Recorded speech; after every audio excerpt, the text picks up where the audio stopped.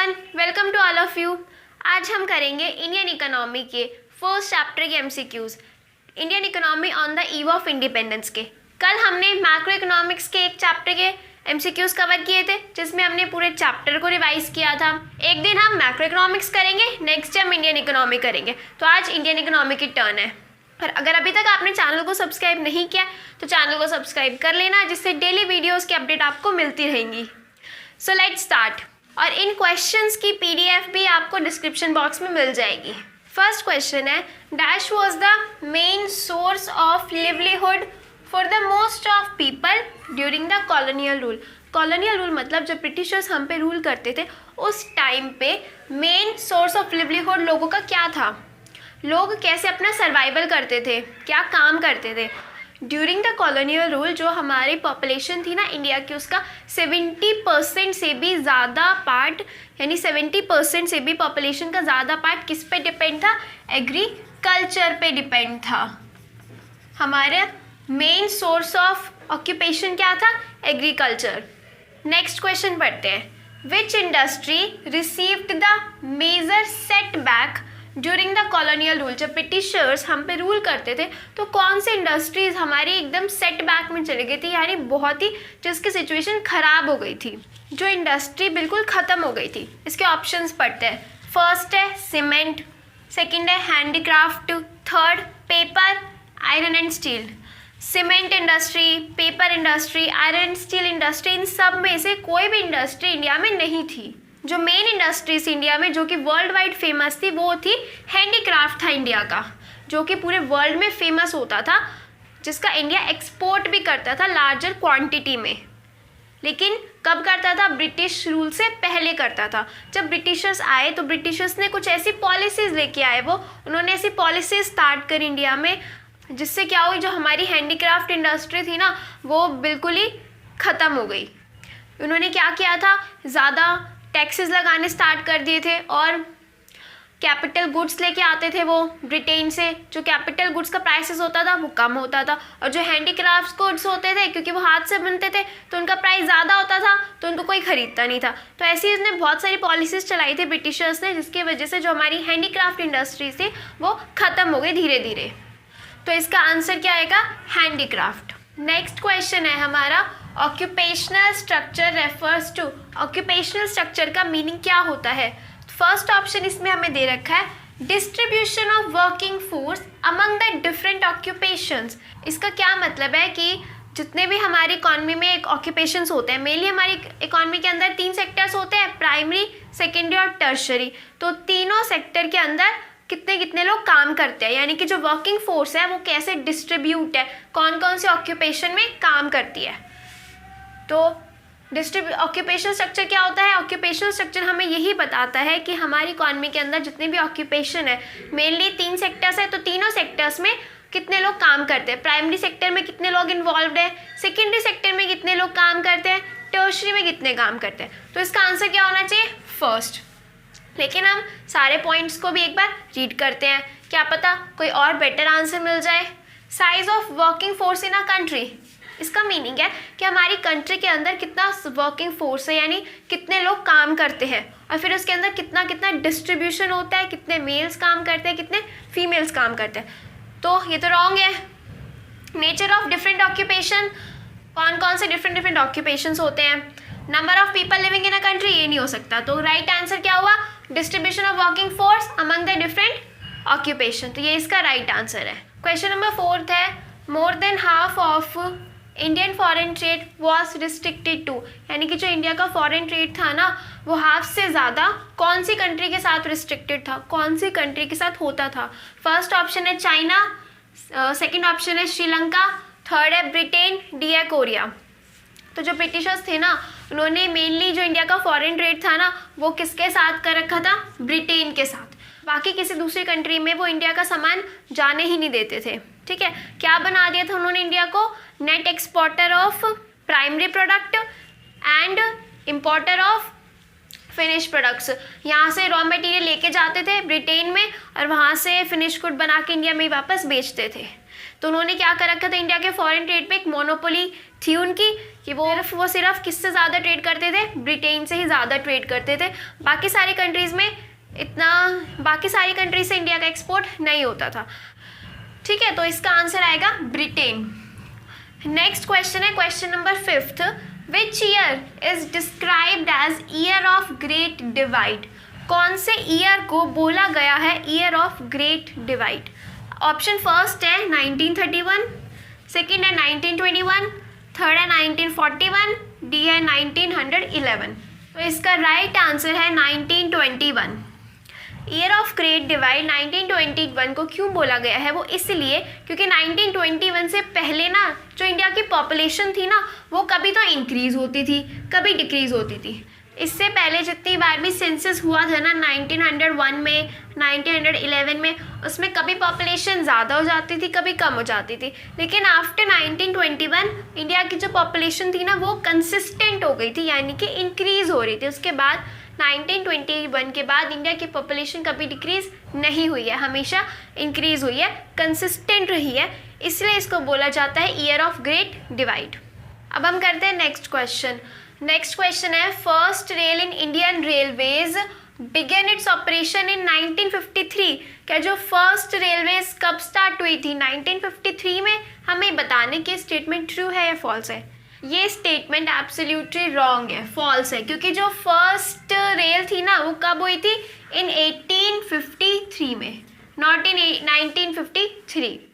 Next question है, during colonial period India export trade was export surplus. कि colonial rule के time पे जब ब्रिटिशर्स रूल करते थे, इंडिया का एक्सपोर्ट ट्रेड सरप्लस में था, यानी कि इंडिया एक्सपोर्ट ज़्यादा करता था। येस, इट इज़ ट्रू, ये सही है। लेकिन जो एक्सपोर्ट का सरप्लस आता था ना, उसके लिए इंडिया का कोई फ़ायदा नहीं होता था। क्यों नहीं होता था? क्योंकि जो ब्रिटिशर्स थे ना, या तो उस सरप्लस को अपनी एडमिनिस्ट्रेटिव एक्सपेंसेस में यूज़ करते थे, या फिर जो कहीं उनका वॉर वगैरह चल रहा होता था, उसमें उस सरप्लस को यूज़ करते थे। इंडिया को सरप्लस का कोई भी फ़ायदा नहीं होता था। ठीक है, तो इसका ये स्टेटमेंट करेक्ट है। नेक्स्ट है क्वेश्चन नंबर 8, ये फिलअप है, इसको हमें फिल करना है। First Indian census of population during British rule took place in year. यानी जो इंडिया का फर्स्ट सेंसस हुआ था ना ब्रिटिश रूल के टाइम पे, कि ब्रिटिश रूल के टाइम पे इंडिया का फर्स्ट सेंसस कब हुआ था, ये बताना है कौन से ईयर में हुआ था। फर्स्ट सेंसस ब्रिटिशर्स के टाइम में हुआ था 1881 में। तो ये कुछ इंपॉर्टेंट डाटा है जो कि आपको याद होना चाहिए, जैसे कि इंडियन की जो फर्स्ट रेलवेज थी वो कब स्टार्ट हुई थी, कब ऑपरेशन में आई, कब स्टार्ट हुई थी 1853 में। फर्स्ट सेंसस कब हुआ था? ब्रिटिशर्स के टाइम में। और ब्रिटिशर्स के बाद सेंसस कब हुआ था, वो याद करना है आपको। ठीक है, तो कुछ इंपॉर्टेंट डाटा है जो कि मैंने मोस्टली इन MCQs में कवर किए हैं, आपको याद करने वो सारे। नेक्स्ट क्वेश्चन है, literacy rate during British rule was approximately. British rule के टाइम पे जो लिटरेसी रेट था वो कितना था? लिटरेसी रेट क्या होता है? Percentage of population those who can read and right, यानी कि हमारी पॉपुलेशन के कितने % लोग लिख सकते हैं और पढ़ सकते हैं, those who can read and right. तो ब्रिटिशर्स के टाइम पे ये था 16%। ठीक है, जिस बहुत ख़राब हालत थी ब्रिटिशर्स के टाइम पे, लिटरेसी रेट के हमारे 16% था। क्वेश्चन नंबर 10 है, foundation of British empire in India was laid by. यानी कि ब्रिटिश एम्पायर का कब फाउंडेशन बना था, कब वो इंडिया में आए थे, कौन से बैटल के थ्रू आए थे? Battle of Buxar, first option है बैटल ऑफ बक्सर, सेकंड है बैटल ऑफ पानीपत, थर्ड है बैटल ऑफ प्लासी, फोर्थ है बैटल ऑफ खानवा। कि इनमें से कौन सा बैटल है जिसने ब्रिटिश एम्पायर की फाउंडेशन इंडिया में रखी थी, जिसके थ्रू वो इंडिया में आ पाए थे? कौन सा है? Battle of Plassey. ठीक है, जो कि हुआ था ब्रिटिशर्स और जो बंगाल के नवाब थे ना उनके साथ हुआ था, जहाँ पे उन्होंने ब्रिटिशर्स ने उनको हरा दिया था। और उसके बाद से सबसे पहले कहाँ पे हुआ था? ये बंगाल में। तो बंगाल को अपने अंडर में कर लिया था ब्रिटिशर्स ने। कब हुआ था ये? 1757 में हुआ था। ठीक है, ये क्वेश्चन पूछ सकते हैं कि बैटल ऑफ प्लासी कब हुआ था? 1757 में हुआ था। नेक्स्ट क्वेश्चन है, main reason for, question number 11 है, main reason of Indian economy backwardness. Indian economy जो इतनी बैकवर्ड स्टेट में थी उसके क्या क्या रीजंस थे? तो ऑप्शन कौन कौन से दे रखे हैं हमें? High birth and death rate. Birth rate भी हाई था, डेथ रेट भी हाई था, ये बिल्कुल सही है। हाई इलेक्ट्रेसी रेट भी बहुत ज़्यादा हाई था, ठीक है। Low level of per capita income, जो इनकम थी पर कैपिटा वो भी बहुत ज़्यादा कम थी। तो ये तीनों ही ऑप्शन करेक्ट है, तो आंसर क्या हो जाएगा, all of above. Question number 12 है हमारा, dash was the infant mortality rate during British period. British period के टाइम पे, ब्रिटिश रूल के टाइम पे इन्फेंट मोर्टालिटी रेट कितना था इंडिया का।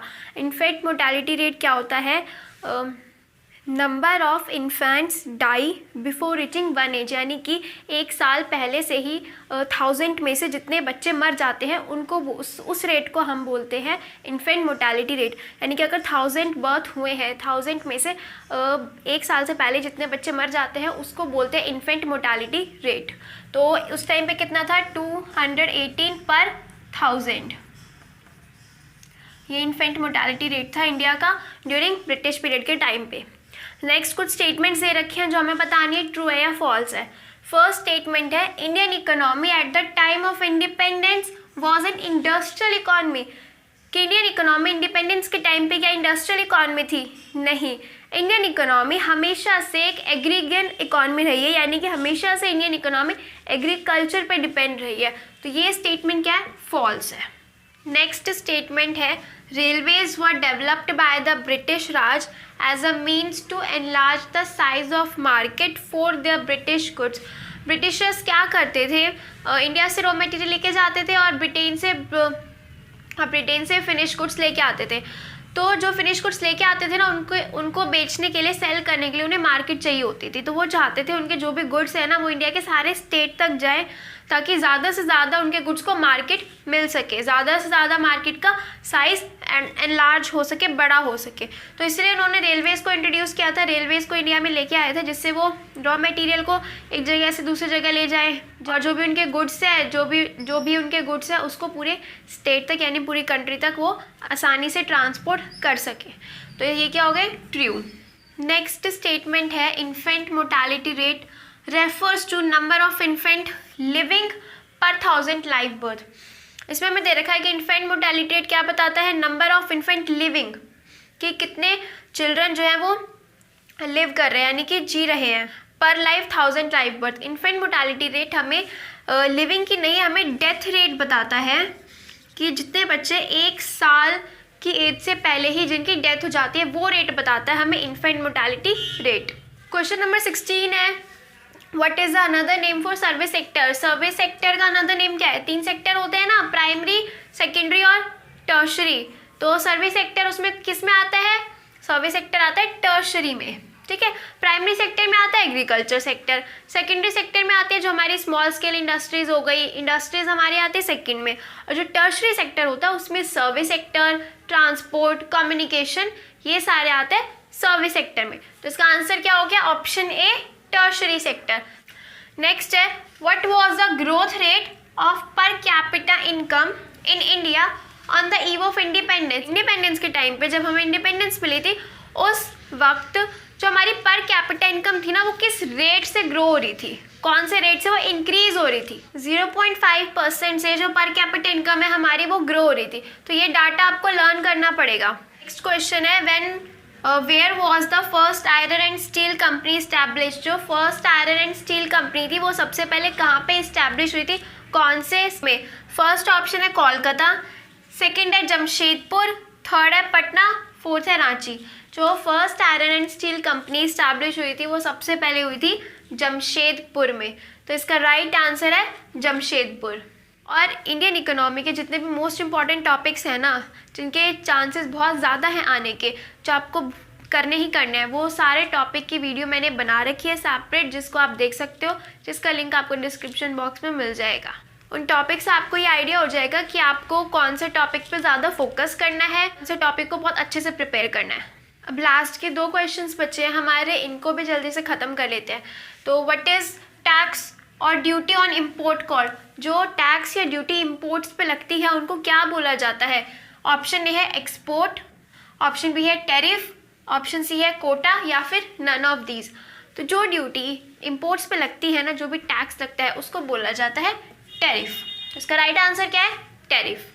लास्ट क्वेश्चन है, the second stage of demographic transaction began after in India. जो second stage थी डेमोग्राफिक ट्रांजेक्शन में, वो कब स्टार्ट हुई, मतलब कि इंडिया में सेकेंड स्टेज कब आई थी, कौन से ईयर में आई थी? 1921 में। 1921 से इंडिया डेमोग्राफिक ट्रांजेक्शन की सेकेंड स्टेज में एंटर कर चुका था। ठीक है, 1921 से पहले कौन सी स्टेज थी? फर्स्ट स्टेज थी। तो ये सारे क्वेश्चंस थे, एमसीक्यूज थे, जो कि हमने फर्स्ट चैप्टर करे हैं। मोस्टली हमने सारे टॉपिक्स को कवर किया है इसके अंदर, और इन क्वेश्चंस का पीडीएफ भी आपको डिस्क्रिप्शन बॉक्स में मिल जाएगा। तो कल हम करेंगे मैक्रो इकोनॉमिक्स के चैप्टर के एमसीक्यूज। तो चैनल को सब्सक्राइब कर लेना ताकि वीडियो की अपडेट्स आपको मिलती रहे। और अगर वीडियो आपको अच्छी लगी है, आपकी हेल्प हुई है, तो वीडियो को लाइक करना, शेयर करना। तो मिलते हैं नेक्स्ट वीडियो में। Have a good day. Thank you.